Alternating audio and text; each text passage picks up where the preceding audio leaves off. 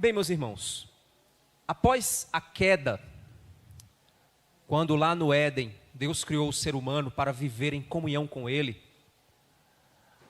o homem tomou uma decisão, a decisão de viver segundo o seu próprio coração. O ser humano tomou a decisão de não seguir a vontade de Deus, e sim definir o seu próprio destino, definir o seu próprio propósito. É aquela ideia que se eu estiver num mar, numa ilha, rodeada de tubarões, e tiver uma placa dizendo assim, não pule na água, tubarões. O ser humano fez exatamente o quê? No lugar de ouvir aquela placa e dizendo a eles do perigo que era saltar no mar, eles disseram, não é uma placa que vai me definir. Não é uma placa que vai dizer o que eu devo fazer ou não da minha vida. Eu vou seguir o meu destino, eu vou fazer o meu propósito. E o ser humano foi lá e pulou na água, cheia de tubarões. E então nós temos o mundo que temos hoje. É óbvio que a nossa preocupação não é com tubarões. Mas o fato é que nós estamos em um mundo caído, em um mundo cheio de pecado, em um mundo quebrado pelo pecado. E nessa condição de condenação, Deus então providenciou o caminho de resgate. E o caminho de resgate providenciado por Deus era Deus entrar na história, se fazer carne, e através da semente da mulher, pisar na cabeça da serpente, destruir os desígnios de Satanás, e assim Deus então realizaria a obra de redimir o ser humano do seu mal, que é o pecado e a sua condenação. A partir daí, Deus então, ele avança um pouco na história, nas escrituras, e para iniciar o seu plano de resgate, Deus então escolhe um homem que acreditava nele e que pela fé, Deus então o chamou dizendo, sai da tua terra, da tua parentela, vai para uma terra que eu hei de te mostrar. De ti farei uma grande nação, e todas as famílias da terra serão abençoadas na sua descendência. Isso está lá em Gênesis 12. É quando então Abraão saiu de sua terra, de sua parentela, e pela fé, um ato de fé, Abraão foi então na busca por cumprir o propósito de Deus. Criar uma grande nação a partir da sua descendência. Abraão então teve o filho da promessa, Isaque. Isaque teve então um outro filho, que se tornou o escolhido, Jacó. E Jacó teve 12 filhos. Filhos esses que ao crescerem, numa fome que tomou o mundo inteiro, encontraram refúgio no Egito, onde José, o irmão que eles haviam traído, foi de fato aquele que os perdoou e os resgatou daquela fome, tornando-se então um tipo de salvador para os seus irmãos, perdoando-os pelos seus pecados e acolhendo-os na terra do Egito. Terra do Egito essa que o recebeu, terra próspera, e como Deus havia dito para Abraão, os que te abençoarem serão abençoados, os que te amaldiçoarem serão amaldiçoados. Deus havia dito isso para Abraão. Então os que abençoarem o povo de Deus, os descendentes de Abraão, seriam abençoados. Mas os que se dispusessem contra e amaldiçoassem o povo de Deus, os descendentes de Abraão, seriam amaldiçoados. É aqui então que o Egito, através da pessoa do faraó, recebe José e abençoa os descendentes de Abraão por meio da pessoa de José. Um tipo de redentor, um tipo de intercessor, um tipo de mediador que recebe os seus parentes. E a nação do Egito é grandemente abençoada, porque eles abençoaram o povo de Deus. Os anos se passaram e morreu então o faraó, morreu José, morreram os patriarcas, morreu então o faraó que conhecia José. O povo de Deus, que era um povo muito próspero, era um povo que se multiplicava por meio de suas famílias, passou a ser um fator preocupante para o povo do Egito. E por eles serem uma nação que se multiplicava por meio dos seus filhos, o faraó decreta então que todas as crianças sejam mortas, para que eles não se multiplicassem mais, pois afinal de contas, o volume de judeus dentro do Egito era superior ao volume de egípcios. E isso poderia, se os judeus se revoltassem, eles poderiam então tomar o Egito para si, por meio da força, por meio de uma guerra civil. Então, o faraó exige que os bebezinhos sejam mortos. É aí que uma mãe, pela fé, por ver o seu filho e saber que Deus tinha algo especial para a vida dele, não permite que isso aconteça e coloca seu bebezinho em um cesto. Bebezinho esse que é conhecido como Moisés. Moisés, então, é levantado por Deus para ser o libertador. Os descendentes de Jacó continuavam se multiplicando na terra do Egito. E para enfraquecê-los, e para que o Egito continuasse prosperando, o faraó então começa a utilizá-los como força de trabalho escrava, oprimindo-os e colocando sob um pesado jugo, enfraquecendo-os, deixando-os sem a alimentação correta, colocando eles debaixo de trabalhos forçados, para que o Egito prosperasse ainda mais sob o sangue do povo de Deus. Um fim terrível para o povo santo do Senhor. Um fim terrível para o povo do qual Deus havia dito que abençoaria todas as nações da terra.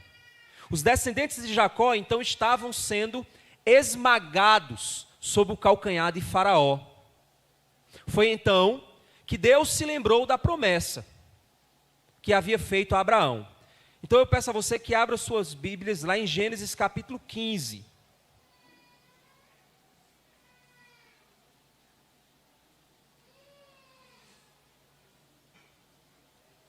Gênesis 15, do 12 ao 17, diz assim: Ao pôr do sol, um profundo sono caiu sobre Abraão, e grande pavor e densas trevas tomaram conta dele. Então o Senhor lhe disse: Fique sabendo, com certeza, que a sua posteridade será peregrina em terra alheia. Deus está dizendo a Abraão exatamente a profecia de que eles iriam para o Egito. E aí ele diz: será reduzida à escravidão e será afligida durante 400 anos. Verso 14.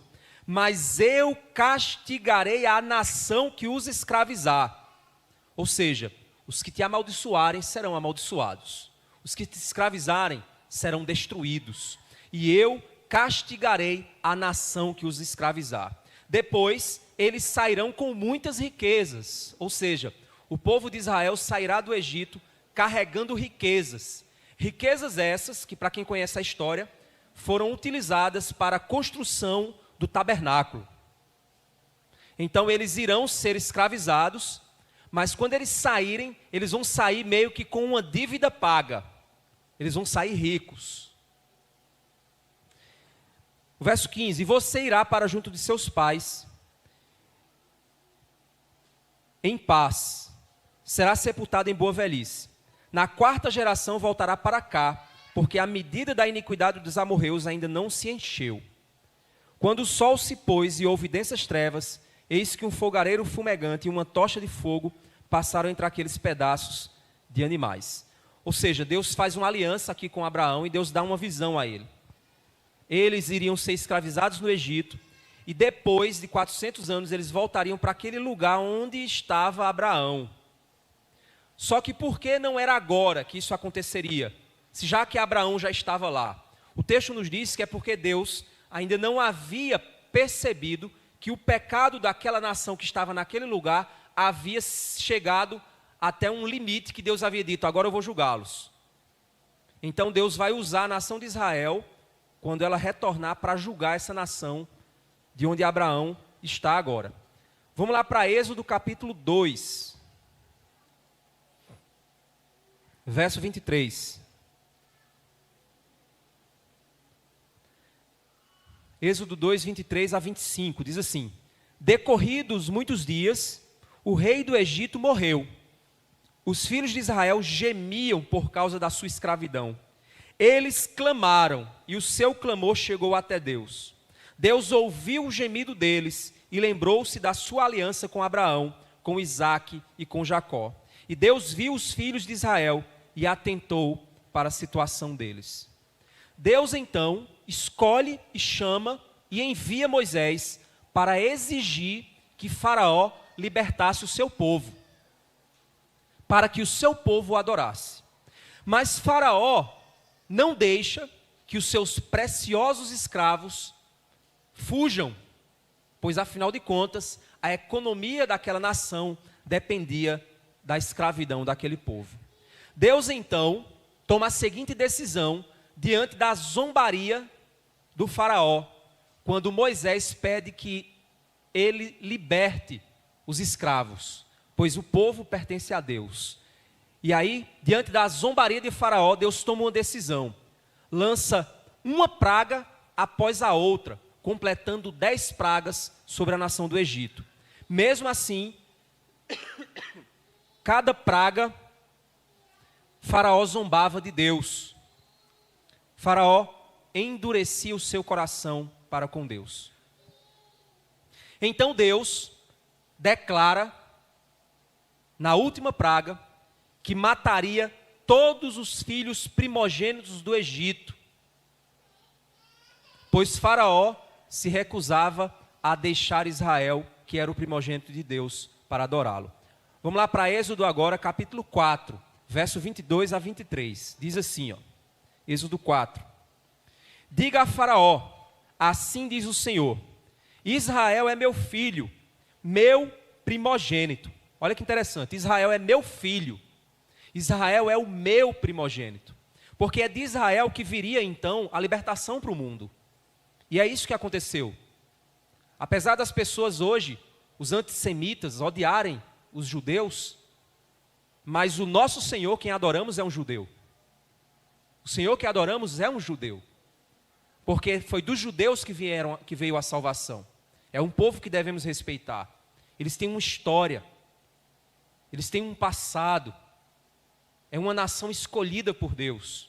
E por esse motivo, então, Deus diz: essa nação, esse povo, é o meu filho, meu primogênito. Verso 23, e eu digo a você: deixe o meu filho ir, para que me adore.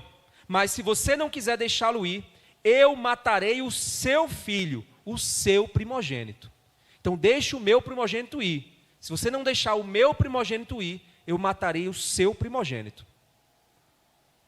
Se você não deixar o meu primogênito, que se tornará, que dará,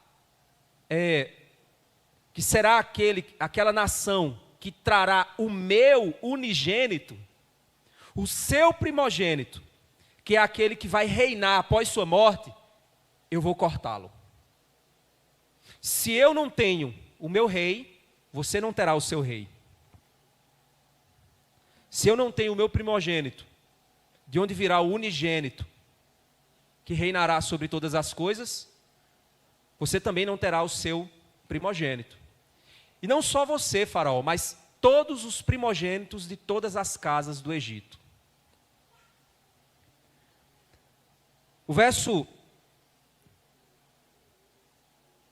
Agora o capítulo 11, nós vemos o seguinte, do verso 1 ao 10. O Senhor disse a Moisés: trarei só mais uma praga sobre Faraó e sobre o Egito. Então ele os deixará sair daqui. E quando deixar que vocês saiam, é certo que ele os expulsará totalmente. Fale agora aos ouvidos do povo, que todo homem peça ao seu vizinho e que toda mulher peça à sua vizinha objetos de prata e de ouro. E o Senhor fez com que o seu povo encontrasse favor da parte dos egípcios. Além disso, o próprio Moisés era um homem famoso na terra do Egito, aos olhos dos oficiais de Faraó e aos olhos do povo. Moisés disse: assim diz o Senhor, perto da meia-noite passarei pelo meio do Egito. O verso 4 ele está dizendo assim, Preste atenção nesse detalhe. Assim diz o Senhor, perto da meia-noite passarei por sobre o Egito. Eu vou só passar sobre o Egito com o meu juízo. Vou só passar sobre o Egito carregando a minha ira diante do que vocês estão fazendo com o meu povo. Eu passarei por sobre o Egito. E é exatamente o que significa Páscoa, viu? É passar. É isso que significa Páscoa. Então ele está dizendo, eu passarei por sobre o Egito, pelo meio do Egito. Todo primogênito na terra do Egito morrerá, desde o primogênito de Faraó, que se assenta no seu trono, até o primogênito da escrava, que moe a farinha, e todo o primogênito dos animais. Haverá grande clamor em toda a terra do Egito, como nunca houve antes, nem haverá jamais. Porém, contra nenhum dos filhos de Israel, desde os homens até os animais, nem mesmo um cão rosnará, para que vocês saibam que o Senhor fez distinção entre os egípcios e os israelitas. O verso 8 diz, e Moisés continuou. É interessante que você observa aqui no verso 7, quando ele diz, eu farei distinção entre os egípcios e os israelitas. Só por eles serem descendentes de Abraão? Não. Vai haver um ato que provocará essa diferença. Eles vão precisar realizar uma ação que irá diferenciá-los dos egípcios. Que quando a ira de Deus passar sobre aquela terra, somente esse ato significará salvação para eles e condenação para o Egito. O verso 8, Moisés continuou, então todos os seus oficiais descerão a mim e se inclinarão diante de mim, dizendo, saiam daqui você e todo o povo que o segue. Depois disso sairei. Enfurecido, Moisés se retirou da presença de Faraó. Então o Senhor disse a Moisés, Faraó não vai ouvir vocês, para que as minhas maravilhas se multipliquem na terra do Egito. Moisés e Arão fizeram todas essas maravilhas diante de Faraó, mas o Senhor endureceu o coração de Faraó, que não permitiu que os filhos de Israel saíssem da sua terra. Deus, por meio de cada praga, Deus comunicava a Faraó o seu juízo. Faraó zombava de Deus. Na 10ª praga, Deus havia dito assim, não mais, você não vai zombar de mim. E Deus endurece o coração do Faraó para jogar juízo sobre ele. Que terrível é a gente saber disso, irmãos. Que terrível é saber que se você está aqui me ouvindo e zomba de Deus, pode ser que Deus endureça o seu coração. Porque Deus diz, de mim você não zomba. A gente pode dizer, então esse Deus é um Deus muito irado, é um Deus, certo? Então você é uma pessoa muito santa. Você é uma pessoa muito perfeita, né? Você não sente inveja, você não mente, você é uma pessoa maravilhosa. Você não é uma pessoa pecadora. Pois saiba que você só peca e continua pecando porque ainda existe misericórdia de Deus fazendo o teu coração bater segundo após segundo, mesmo você sendo alguém que continua zombando da bondade desse Deus. Um Deus que te dá saúde, um Deus que te dá alimento, um Deus que te dá sustento, um Deus que te dá casa, um Deus que te sustenta mesmo que você zombe dele. Deus levantou o Faraó e colocou ele naquela posição. Mas ele não reconhecia, pois ele se achava Deus. Ele achava que estava acima de Deus. Ele achava que o Deus de Israel era um deusinho qualquer.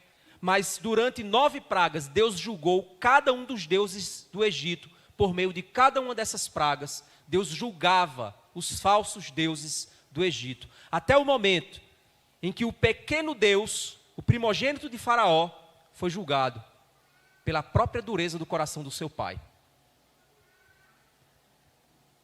Deus então diz ao povo que sacrifique um cordeiro de 1 ano de idade. E que isso seria a salvação deles. Vamos para Êxodo 12 e a gente vai começar a compreender então o que significa a Páscoa. O Senhor disse a Moisés e a Arão na terra do Egito: este mês será para vocês o principal dos meses. Este mês será para vocês o principal dos meses. Não há mês mais importante para a nação de Israel do que o mês no qual a Páscoa é celebrada. Não há data mais importante do que essa para aquele povo. Por quê? Ele diz, será o primeiro mês do ano. É quando o ano de vocês vai começar. Falem a toda a congregação de Israel, dizendo, no dia 10 deste mês, cada um tomará para si um cordeiro, segundo a casa dos seus pais, um cordeiro para cada família. Mas se a família for pequena para um cordeiro, então o chefe da família convidará o seu vizinho mais próximo, conforme o número de pessoas, conforme o que cada um puder comer. Por aí vocês calcularão quantos são necessários para o cordeiro. O cordeiro, esse cordeiro a ser escolhido, ele deve ser sem defeito, macho de 1 ano, podendo também ser um cabrito. Vocês guardarão o cordeiro até o 14º dia deste mês, e todo o ajuntamento da congregação de Israel o matará no crepúsculo da tarde. No fim da tarde o cordeiro será morto. Você lembra quando Jesus foi morto? No fim da tarde, Jesus havia morrido. O cordeiro será morto no crepúsculo da tarde. Pegarão um pouco do sangue e o passarão nas 2 ombreiras e na viga superior da porta, nas casas em que o comerem. Então eles vão pegar o sangue do cordeiro e vão passar na lateral da porta, nas 2 laterais da porta, e vão passar na parte de cima da porta. Então a porta vai ficar com sangue nas suas laterais. Verso 8, naquela noite comerão a carne assada no fogo, com pães sem fermento e ervas amargas. Como é que eles deveriam comer isso? Olha só, o sangue passa na porta, come o cordeiro assado no fogo, com pão sem fermento e ervas amargas. Deixa eu explicar para vocês o que significa cada coisa dessa. O sangue do cordeiro, você já deve imaginar o que é. Comer o cordeiro que não poderia sobrar nada dele. Então aquele cordeiro, ele deveria servir para alimentar aquela quantidade de pessoas. Ou seja, o cordeiro é suficiente. Outro detalhe, por que pães sem fermento? O fermento, ele possui a capacidade de dar uma impressão de grandeza onde não existe grandeza. Você pega um pão na padaria desse tamanho, só tem vento dentro, porque o cara meteu fermento nele. O fermento nas escrituras, e aí você pode fazer um estudo sobre isso, ele tem a perspectiva de indicar o pecado. O principal pecado, orgulho. O que é o orgulho? É você achar que você é o que você não é. É você se achar. É por isso que Jesus diz, guardai-vos do fermento dos fariseus e do fermento de Herodes. E os discípulos ficam, será porque a gente não trouxe pão? Jesus diz, vocês ainda não entenderam? Guardem-se do pecado, da vaidade, do orgulho e da arrogância que Herodes tem, porque se acha rei do mundo, do império. E os fariseus que se acham donos da porta do céu. Guardem-se disso. Evitem isso. E ervas amargas. Ervas amargas é uma coisa ruim de comer. Imagina você comendo um cabrito inteiro, com pão sem fermento, e ainda com ervas amargas de tempero.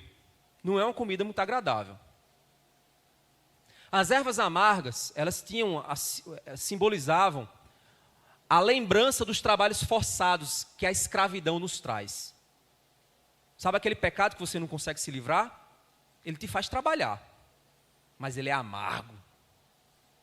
Porque ele te escraviza, te cansa, drena tua alma, tira tua alegria e no final das contas, ele zomba de você. E diz assim, amanhã tem mais. Volta aqui no mesmo horário que eu tenho de novo para você. É isso que o pecado faz. Ele escraviza. Mas o pecado, ele também dá aparência. Aparência de que está tudo bem, mas é somente aparência. Ele é fermento. Então, eles deveriam comer como? Agora olha capítulo 12, verso 11. É assim que vocês devem comê-lo, já prontos para viajar, com as sandálias nos pés e o cajado na mão. Comam depressa. Não era uma comida para o pessoal ficar, estou festejando aqui, opa, festinha aqui, galera, vamos aqui para... Não, comam depressa, com sandálias nos pés, prontos para viajar, cajado na mão. É a Páscoa do Senhor. É comida de fuga. É comida de fuga. E o que seria o sangue nas portas? Agora olha o verso 12 e 13. Porque naquela noite passarei, Páscoa, passarei pela terra do Egito e matarei na terra do Egito todos os primogênitos. Lembra que lá atrás ele disse assim, e eu farei distinção entre os egípcios e vocês. Qual é a distinção que é feita? Aqui ele vai dizer, tanto das pessoas como dos animais, executarei juízo sobre todos os deuses do Egito. Eu sou o Senhor. O sangue será um sinal. O sangue será um sinal para indicar as casas em que vocês se encontram. Quando eu vir o sangue, passarei por vocês, e não haverá entre vocês praga destruidora, quando eu ferir a terra do Egito. A razão pela qual Deus poupou seu povo era porque eles estavam cobertos pelo sangue do Cordeiro na porta de sua casa. Deus está dizendo, eu lançarei juízo sobre a nação que escraviza o meu filho. E aqueles que tiverem o sangue do meu filho, comerem sua carne, tirarem o fermento e lembrarem-se da amargura da escravidão, prontos para fugir, serão poupados, pois o juízo será derramado sobre essa nação. Onde está o coelho? Onde está o chocolate docinho? Onde está... O que a gente tem ensinado para os nossos filhos?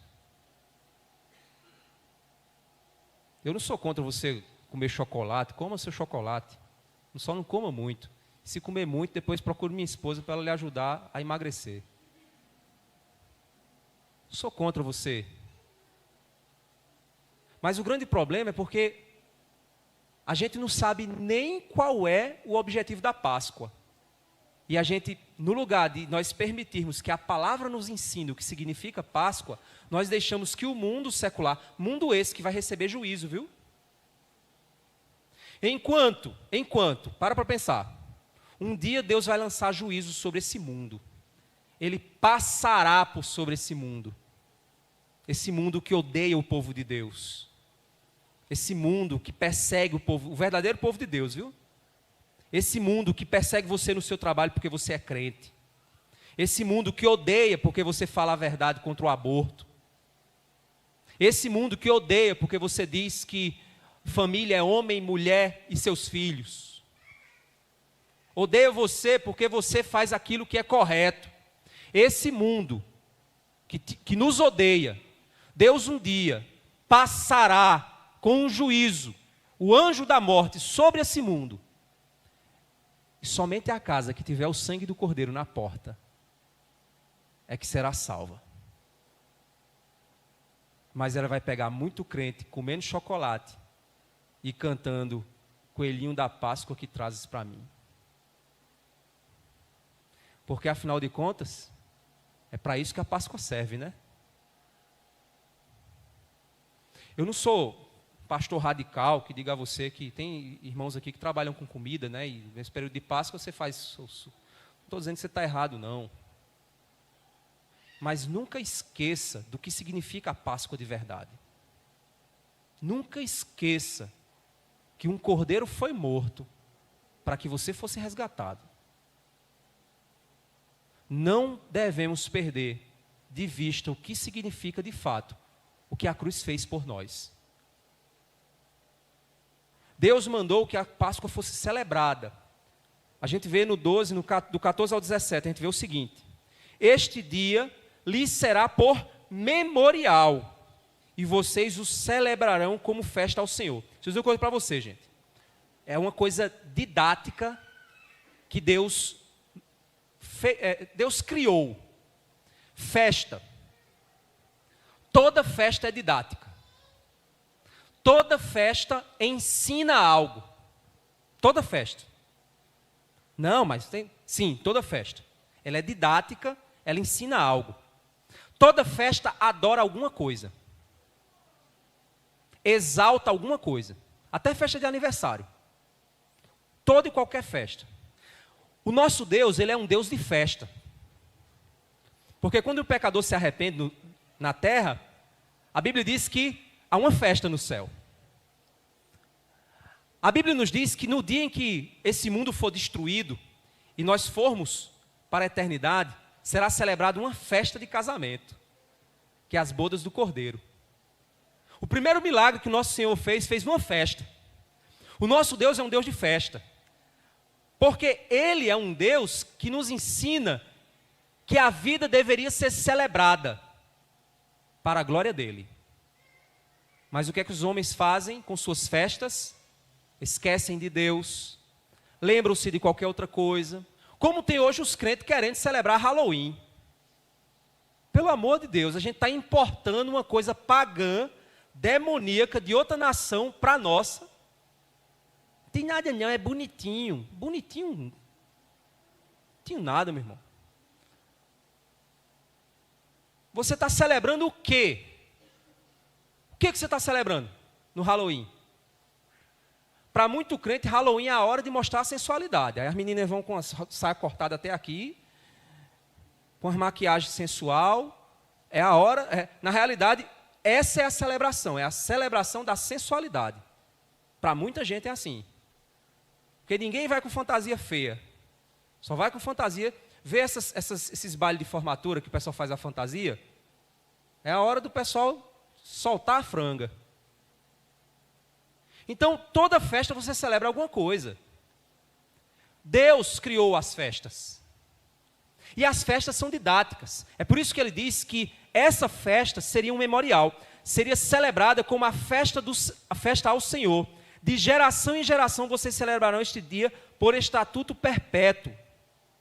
E ele continua dizendo: 7 dias... vocês comerão pão sem fermento. Logo no primeiro dia, tirem o fermento das suas casas. Pois todo aquele que comer coisa levedada, desde o primeiro dia até o 7º dia, será eliminado de Israel. No primeiro dia, vocês terão uma santa convocação. E também no 7º dia, terão santa convocação. Não façam nenhum trabalho nesses dias, exceto o que diz respeito ao comer. Somente isso poderão fazer. Guardem a festa dos pães sem fermento, porque nesse mesmo dia tirei os exércitos de vocês da terra do Egito. Portanto, vocês guardarão este dia de geração em geração, por estatuto perpétuo. Agora olha o verso 24. Portanto, guardem isso por estatuto para vocês e para os seus filhos para sempre. E quando estiverem na terra que o Senhor lhes dará, como prometeu, observem este rito. Quando os seus filhos perguntarem: que rito é este? Respondam: é o sacrifício da Páscoa ao Senhor, que passou por cima das casas dos filhos de Israel no Egito, quando matou os egípcios e livrou as nossas casas. Então o povo se inclinou e adorou. O povo disse: amém. Teremos uma festa no nosso calendário. E essa festa celebrará o dia que nós fomos libertos da opressão da escravidão.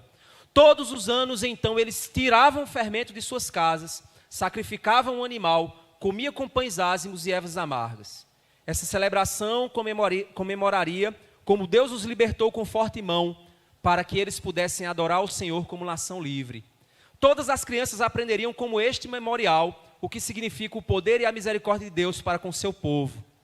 Esta refeição marcava o nascimento da nação de Israel, um povo poupado do juízo de Deus pelo sangue de um cordeiro, que foram libertos para adorar ao Senhor como um povo livre. Eles então pronunciariam este feito, gerações por gerações, por meio da celebração da Páscoa. Êxodo 13:8, olha o que é que diz, Êxodo 13:8. Naquele mesmo dia vocês dirão a seus filhos, isto é pelo que o Senhor nos fez quando saímos do Egito. Deuteronômio agora 26:5-8. Vocês dirão aos vossos filhos, vocês dirão aos vossos filhos, vocês dirão aos vossos filhos o que significa esse ritual. Deuteronômio 26, verso 5 a verso 8. Verso 5 a 8. Então você testificará diante do Senhor seu Deus, dizendo: meu pai foi um arameu prestes a perecer. Ele foi para o Egito e ali viveu como estrangeiro, com pouca gente. E ali veio a ser uma nação grande, forte e numerosa. Mas os egípcios nos maltrataram, oprimiram e nos impuseram dura servidão. Clamamos ao Senhor, Deus de nossos pais. O Senhor ouviu a nossa voz e viu a nossa angústia, o nosso trabalho e a nossa opressão. O Senhor nos tirou do Egito com mão poderosa, com o braço estendido, com grande espanto, com sinais e milagres.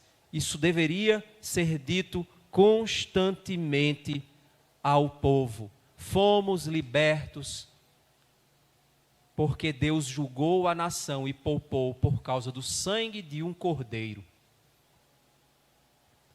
Agora vamos lá para Lucas 22.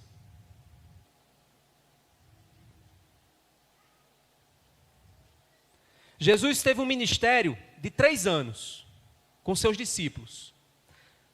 Jesus celebrou 3 Páscoas com seus discípulos. Mas a terceira Páscoa nós temos registrada em Lucas 22, o verso 7 ao verso 8.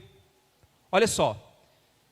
Chegou o dia da festa dos pães sem fermento, em que era necessário fazer o sacrifício do cordeiro pascal. Então Jesus enviou Pedro e João dizendo: vão e preparem a Páscoa para que a comamos. Interessante, a Páscoa era para ser celebrada com a família. E era para se juntar a outras famílias caso o cordeiro fosse maior do que a quantidade de pessoas, porque o cordeiro deveria ser suficiente. E essa Páscoa Jesus escolheu celebrar com seus discípulos, como se eles fossem sua família, e de fato eram. Lembram-se quando os familiares de Jesus chegaram e disseram assim: ei, chama ele, que diz aí que a família dele está chamando para ele ir para casa. Ele olha e diz: quem é minha mãe? Quem são meus irmãos? Minha mãe e meus irmãos são todos aqueles que fazem a vontade do Pai. E aponta para a multidão que estava ouvindo ele. Jesus, então, ele celebra essa Páscoa com seus discípulos. Lucas 22, 14. Chegada a hora, Jesus se pôs à mesa e os apóstolos estavam com ele. Então Jesus lhes disse, olha as palavras de Jesus: tenho desejado ansiosamente comer esta Páscoa com vocês. Mas ele não tinha comido 3? Ele já não tinha celebrado 2 anteriores com eles, provavelmente? Eram 3 anos de ministério. Mas essa, ele diz, tenho desejado ansiosamente celebrar, ansiosamente comer esta Páscoa com vocês, antes do meu sofrimento. Pois eu lhes digo que nunca mais a comerei, até que ela se cumpra no reino de Deus. Até que essa Páscoa se cumpra no reino de Deus. Eu nunca mais comerei a Páscoa com vocês, até que ela se cumpra no reino de Deus. E ela se cumpriu. Jesus então vai transformar essa Páscoa em um novo memorial. Verso 17. Pegando um cálice, depois de ter dado graças, disse: peguem e repartam entre vocês. Pois eu digo a vocês que de agora em diante, não mais beberei do fruto da videira, até que venha o reino de Deus. Pegando o pão que estava sem fermento, tendo dado graças, o partiu e disse, e lhes deu, dizendo, isto é o meu corpo, que é dado por vocês, façam isto em memória de mim. É um memorial que ele está determinando aqui. Do mesmo modo, depois da ceia, pegou o cálice dizendo, este cálice é a nova aliança no meu sangue, derramado por vocês. Jesus então transforma na hora da Páscoa, ele celebra a Páscoa e diz, eu não mais celebrarei a Páscoa, até que se cumpra o reino de Deus. Logo na sequência então ele diz, agora, esse pão é o meu corpo, que vocês irão comer, e esse é o sangue da nova aliança, que vocês irão beber, do sangue que foi derramado por vocês. Jesus então, irmãos, ele reconfigura a Páscoa. A antiga aliança celebrava a Páscoa, relembrando a libertação do povo do Egito para adorar a Deus como nação e para preparar a vinda do Cordeiro de Deus que tiraria o pecado do mundo. Jesus celebra a última Páscoa de Israel, dizendo, agora, esse Cordeiro que vocês passam nas portas, não precisa mais, pois eu sou o Cordeiro. E agora eu firmo com vocês uma nova aliança, não mais a velha aliança que já foi quebrada. Aliança que o Cordeiro anterior, ele libertou vocês para aquela aliança, mas vocês quebraram a aliança. Mas agora eis que eu faço com vocês uma nova aliança no meu sangue, no meu corpo. O que é a Páscoa para nós? É a ceia. O que é a Páscoa para nós? É a celebração de que o sangue do Cordeiro foi derramado. E que nós fomos libertados para uma nova aliança. A gente não celebra a Páscoa como judeu. Não faz sentido. A gente está celebrando a nossa libertação da escravidão do faraó. A não ser que tenha alguém aqui que seja descendente de judeu. Então você talvez vá comemorar porque os seus antepassados foram libertos da escravidão. Talvez faça sentido para você. Mas para mim que sou gentil, não sei, eu acho que Oliveira dizem que nomes de plantas são nomes de judeus, né? Descendência judaica. Como eu sou Oliveira, então pode ser que eu seja judeu aí no meu antepassado. Mas não faz sentido, eu me considero gentil, não me considero judeu. Eu não pertenço à velha aliança, eu pertenço à nova aliança. Porque o cordeiro que foi morto e o sangue foi passado na porta libertou uma nação para que esse cordeiro agora pudesse ter seu sangue derramado para me libertar e para que a promessa feita a Abraão de que na descendência dele todas as famílias da terra seriam abençoadas se cumprissem. Pois eu sou abençoado com a fé de Abraão. Eu sou abençoado com a promessa da semente da mulher. Pois esse sangue derramado na cruz só foi possível porque Deus libertou um povo do Egito. Porque Deus chamou um homem a sair de sua terra pela fé. Então eu sou o beneficiado. Então, se eu sou beneficiado dessa Páscoa, desse Cordeiro que foi morto e ressuscitou, a Páscoa para mim significa a ressurreição de Jesus. Pois é o Cordeiro que não ficou morto. Porque todos os outros cordeiros sangravam, eram alimento, mas permaneciam mortos. Esse Cordeiro é um alimento para a minha alma, que ressuscitou, que não permaneceu na morte. E o seu sangue me livra da ira vindoura, que virá sobre esse mundo, julgar o Egito que está aí. É por isso que a gente compreende, para a gente fechar, vamos lá para 1 Coríntios capítulo 5. E aí você vai entender, diante dessa perspectiva, por que é que Paulo fala o que está sendo dito aqui, nesse texto. Você vai dizer, agora faz sentido. E aí já me ajuda na pregação da próxima semana, né? Porque eu vou voltar para a série de 1 Coríntios. E aí eu não preciso fazer todo esse trabalho para você entender isso que ele vai dizer. Olha 1 Coríntios 5, o 7 ao 8, olha só. Vamos do 6. Paulo está batendo no orgulho, né, daquela igreja, uma igreja orgulhosa, cheia de pecado dentro dela. Aí no verso 6, olha, não é bom esse orgulho que vocês têm. Por acaso vocês não sabem que um pouco de fermento leveda toda a massa? Um pouco de pecado não estraga a sua vida? Um pouco de pecado dentro da igreja estraga a igreja. Vocês não sabem que um pouco de fermento, um pouco de orgulho, um pouco de arrogância do teu coração, dureza do teu coração, vai estragar a tua vida. Você não sabe que um pouco de fermento leveda toda a massa?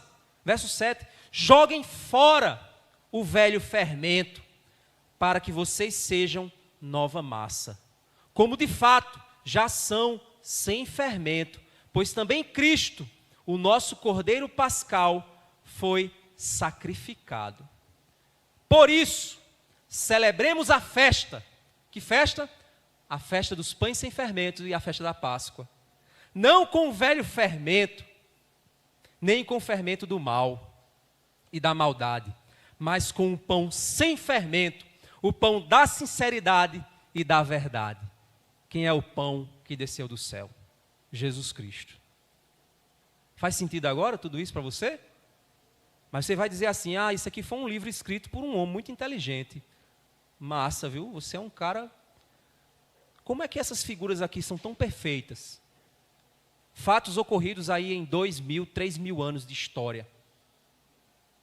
Por que as coisas se encaixam tão perfeitamente? Porque essa é a mente de Deus. É o propósito dele. É que você tire o fermento da sua vida, meu irmão. É que você coma o pão que não tem fermento, que desceu do céu. O cordeiro que é suficiente. E que o sangue dele, na porta da tua casa, vai te livrar da ira. E que as ervas amargas do teu pecado vão apenas lembrar que o teu pecado nunca te ajudou. O teu pecado nunca fez o que prometia. Ele só te destruía e te escravizava. E às vezes você até sente saudade, né? Do que você fazia no Egito. Mas às vezes você bate a mão na cabeça, bate a mão na boca e diz assim, não, eu não volto para lá mais não. Por isso que eu preciso tirar o fermento. E eu preciso agora celebrar com alegria a nova festa. A festa do pão que desceu no céu e do sangue que foi derramado para me salvar. Então o que é a Páscoa para nós hoje? É a celebração da ressurreição. É a celebração do sangue que foi aspergido, que não há mais condenação para aqueles que estão em Cristo Jesus. Não há mais condenação para mim.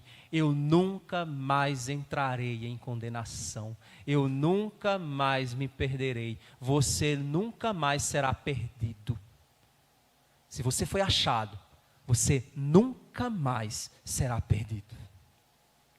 Sabe por quê? Porque o sangue foi derramado sobre você. E já não resta mais condenação. Só resta agora libertação. E com as sandálias nos pés e o cajado na mão, você foi chamado para adorar, para celebrar. Não com o velho fermento, mas com o novo fermento. Aquele que nos traz alegria, aquele que nos traz libertação. Que nós possamos, irmãos, celebrar. E se tem alguém aqui hoje que ainda não tem essa celebração dentro de você, saiba que ela é gratuita. Exige apenas uma única coisa. Que você tire o orgulho da sua vida. Que você tire o eu acho que eu sou alguma coisa. Que eu consigo. Vai que depois dá certo. Você precisa se livrar disso. Você precisa abrir mão do seu eu. Você precisa esvaziar o seu ego. Para que você possa de fato compreender o que significa crer no Senhor. E aí, de fato, você vai entender a verdade. e a verdade os libertará.